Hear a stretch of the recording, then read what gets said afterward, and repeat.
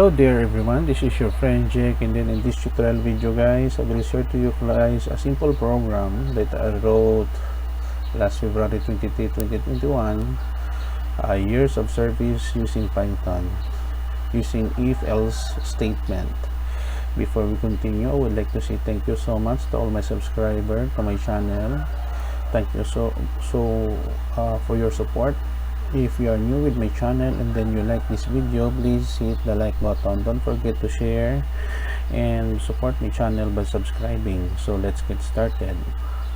We have here the comment that I wrote using sharp symbol in Python. So the sharp symbol designates a comment. So we have here print, title of our program, print \t years of service in Python. So we have here two inputs, years that has a data type of int, and then office that is string. So if years greater than 10, office upper, convert to uppercase IT, the amount to be given to the user is to the employee is 10,000, else if accounting 12,000, else if HR 15,000 if greater than 10 or equal to 10 years.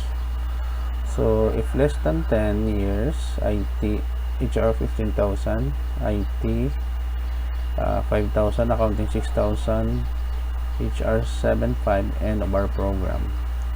Let us run to check our program. Let's say for example 5 years, and then the office is HR, so the HR is 7,500 because it is less than 10 years.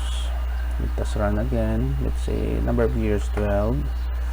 Let's say accounting, so for more than 10 years, having 12 years, accounting is 12,000.